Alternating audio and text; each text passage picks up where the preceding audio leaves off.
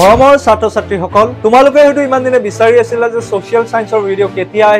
আহিব মই তোমালোকৰ আশা পূৰণ কৰি পেলাই সোশ্যাল সায়েন্সৰ ভিডিও লৈ আহিছো আৰু সম্পূৰ্ণ কনসেপ্ট তোমালোকৰ এই ভিডিওত ক্লিয়াৰ কৰি দিয়া হ'ব তোমালোকে মাথু প্লেলিস্টটো ফলো কৰি গৈ থাকিলেই হ'ল তোমালোকে বুজি পোৱাত অকনমানো টেনচন লব নালাগে কিন্তু প্ৰবলেমটো কোড আহিব পাৰে যে হেহতিয়াকৈ তোমালোকে হয়তো দেখা পাব পাৰা যে সোশ্যাল সায়েন্সৰ আগৰ নিচিনা মুখস্থ কৰা প্ৰশ্ন নাহে আজিকালি সোশ্যালত কি আহে কনসেপচুৱেল কোৱেশ্চন আহে যিয়ে তোমালোকৰ কনসেপ্টৰ ওপৰত ভিত্তি কৰি পেলাই ক্ৰিয়েট কৰা হয় তোমালোকৰ স্কিলছ সমূহ চেক কৰা হয় গতিকে আমি এডুৱেট লাৰ্নিংত কি কৰো ডিপিপি তৈয়াৰ কৰো ডেইলি প্ৰেক্টিস পেপাৰ আমি সদায় পঠিয়াও ছাত্ৰ ছাত্ৰীসকলক যাতে ছাত্ৰ ছাত্ৰীসকলে আজি কি পঢ়িছিল আজি কি কনসেপ্ট লৈছিলে তাৰ ওপৰত তেওঁলোকে কোৱেশ্চন আনসাৰ প্ৰেক্টিস কৰিব পাৰে লগতে আমি কি কৰো সময়ে সময়ে মক টেষ্ট অৰ্গানাইজ কৰো ছাত্ৰ ছাত্ৰীসকলৰ কিমান ডেভেলপ হল এটা কনসেপ্ট কিমান তেওঁলোকৰ ডেভেলপ হল সেই সম্পৰ্কে আমি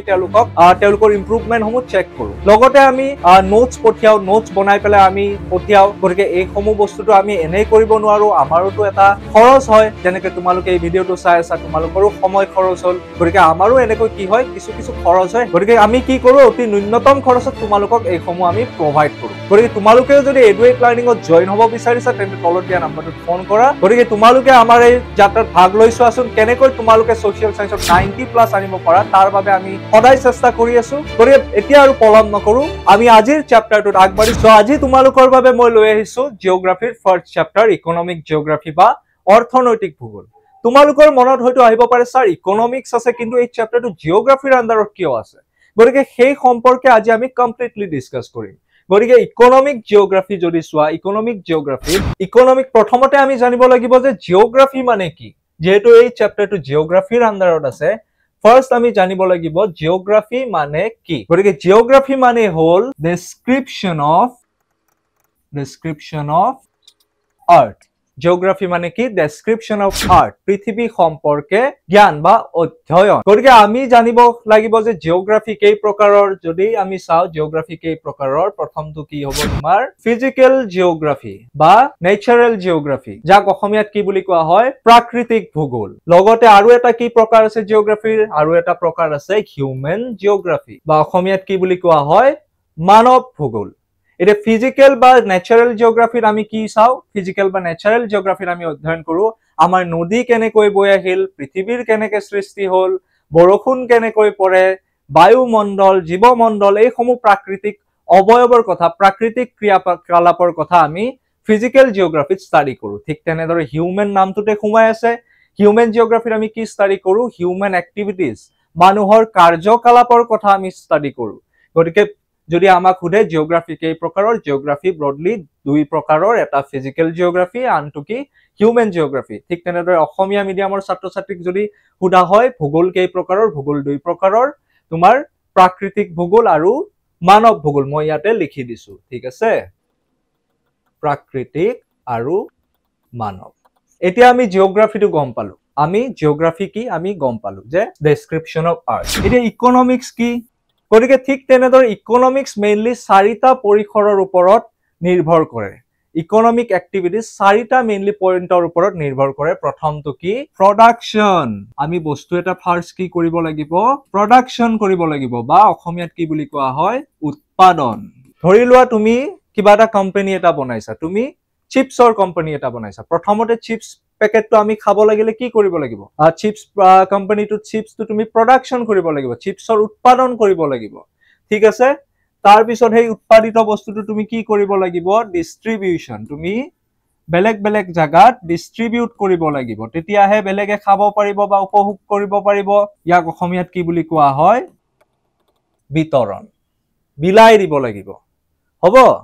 থাৰ্ড পইণ্টটো কি আহে production hol distribution hol tar pisot ki ahibo tar pisot ahibo consumption অসমীয়াত কি বুলি কোৱা হয় উপভোগ এতিয়া তুমি চিপছৰ কোম্পানী এটা বনালা তাৰ পিছত তুমি কি কৰিলা বেলেগ জায়গা ডিস্ট্ৰিবিউট কৰিলা তাৰ পিছত বিভিন্ন মানুহে কি কৰিব হেতু কিনিব তাৰ পিছত হেতু খাব এই যেটো মানুহে খাব মানুহৰ স্যাটিসফাই টু হল মানুহৰ নিডস টু স্যাটিসফাই হল মানুহে যি বিচাৰিছিল হেইটো সম্পূৰ্ণ হল তাকে কি বুলি কোৱা হয় কনজাম্পশন বা উপভোগ তিনিটা পইণ্ট পালো আৰু এতিয়া যেতিয়া মানুহে কিনিব মানুহে বস্তুটো কিনিলে কি দিব তাৰ দিব এটা এক্সচেঞ্জ পইচা দিব চিপছটো লোৱাৰ পিছত মই চিপছৰ উদাহৰণ দিছো বেলেগ ক্ষেত্ৰত বেলেগ হ'ব গতিকে এক্সচেঞ্জক অসমীয়াত কি বুলি কওঁ আমি বিনিময় গতিকে চাৰিটা পৰিসৰ আমি পালো ইকনমিক্সৰ লগত ৰিলেটেড প্ৰডাকচন ডিস্ট্ৰিবিউচন কনজাম্পচন আৰু এক্সচেঞ্জ আৰু এই চাৰিওটা বস্তু এই চাৰিওটা পইণ্টছ কোনে কৰে মানুহে কৰে বেলেগ জন্তু জানুৱাৰেটো নকৰে মানুহে প্ৰডাকচন কৰে মানুহে ডিস্ট্ৰিবিউচন কৰে মানুহে কনজাম্পচন কৰে মানুহে এক্সচেঞ্জ কৰে গতিকে এইবিলাক কিহৰ লগত ৰিলেটেড মানুহৰ লগত হিউমেন এক্টিভিটিৰ লগত ৰিলেটেড গতিকে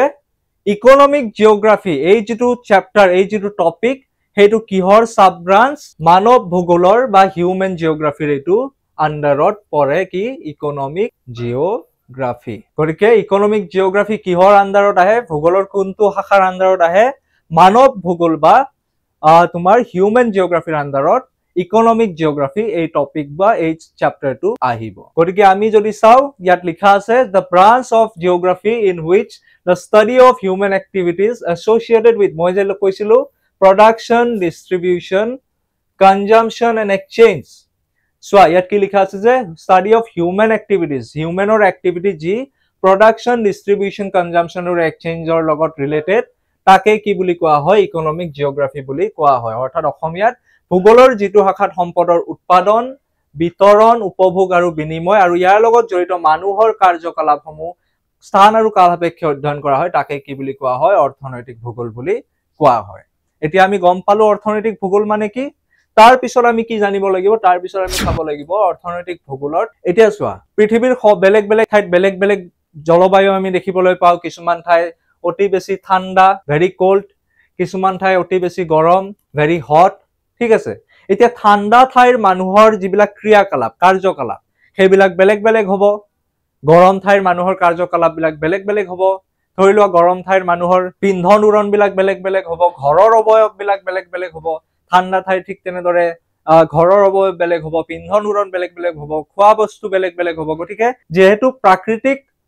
প্ৰাকৃতিক ভূগোল স্থান কাল ভেদে বেলেগ বেলেগ হয় ঠিক তেনেদৰে মানৱ ভূগোলো স্থান কাল ভেদে বেলেগ বেলেগ হয় আৰু যেহেতু মানৱ ভূগোলৰ এটা পাৰ্ট কি হয় ইকনমিক জিঅ'গ্ৰাফি সেইবাবে ইকনমিক জিঅ'গ্ৰাফিও স্থান কাল সম্পৰ্কে কি হয় বেলেগ বেলেগ হয় চোৱা যি ঠাইত সাৰুৱা মাটি পাবা তাত খেতি বাতি ভাল হ'ব য'ত সাগৰৰ উপকূল অঞ্চলত কি হ'ব মাছ ধৰা কাৰ্য বা বেপাৰ বাণিজ্যৰ ক্ষেত্ৰত ভাল হ'ব কিছুমান ঠাইত য'ত খনিজ সম্পদ বেছিকে পাবা তাত ইন্ডাষ্ট্ৰিৰ কাৰণে ভাল হ'ব গতিকে স্থান কাল সাপেক্ষে ইকনমিক জিঅ'গ্ৰাফিৰ আমি ভেৰিয়েশনস দেখিবলৈ পাও হ'ব তাৰ পিছত আহিলে scope of economic geography and its branch economic জিঅ'গ্ৰাফিত প্ৰধানকৈ 5টা প্ৰশ্নৰ ওপৰত নিৰ্ভৰ কৰে কি এই 5টা প্ৰশ্ন what are the characteristics of economic geography প্ৰথমটো প্ৰশ্ন কি হ'ল হোৱাট অসমীয়াত কি ইকনমিক এক্টিভিটি এটা যে আমি কৰিছো তাৰ ক্যাৰেক্টাৰিষ্টিক্সটো তাৰ পৰিচয়টো কি ধৰি লোৱা তুমি এটা জায়গাত তুমি এখন কি কৰিছা মমৰ দোকান খুলিছা ক'ত খুলিছা গুৱাহাটীত তুমি এখন মমৰ দোকান খুলিছা গতিকে এই মমৰ দোকানখন কি হ'ব তোমাৰ এটা ইকনমিক এক্টিভিটি হ'ব যেহেতু তাত প্ৰডাকচন ডিস্ট্ৰিবিউচন এইবিলাক বস্তু জড়িত হৈ আছে হয়নে নহয় তো তোমাৰ এই ইকনমিক এক্টিভিটিছৰ পৰিচয়টো কি হ'ব তোমাৰ মমৰ দোকান তুমি কি কৰিছা মমৰ দোকান এখন খুলিছা গতিকে হেতু হল ইকনমিক জিঅ'গ্ৰাফিৰ প্ৰথমটো প্ৰশ্ন এতিয়া দ্বিতীয়টো প্ৰশ্ন কি হয় দ্বিতীয়টো প্ৰশ্ন হ'ব where অসমীয়াত আমি কি বুলি কওঁ ক'ত দ্বিতীয়টো প্ৰশ্ন কি where বা ক'ত এই যেটো তুমি ইকনমিক এক্টিভিটি কৰিলা মই এক্সাম্পল হিচাপে মমৰ দোকানৰ কথা কৈছিলো সেই দোকানখন তুমি ক'ত দিছা গুৱাহাটীত দিছা গতিকে সেকেন্ড প্ৰশ্নটো হ'ব where বা ক'ত তাৰ থাৰ্ড প্ৰশ্নটো কি to what other phenomena is the economic activity related এই ইকনমিক এক্টিভিটিটো যে তুমি কৰি আছা আৰু কি বস্তু তাৰ লগত ৰিলেটেড হৈ আছে টু হোৱাট অসমীয়া নব আন কি পৰিঘটনা ইয়াৰ লগত জড়িত হৈ আছে কি জড়িত হৈ আছে মমো কিনিবলৈ তোমাক কিছুমান সামগ্ৰী লাগিব কাস্টমাৰ লাগিব বাসন বৰ্তন লাগিব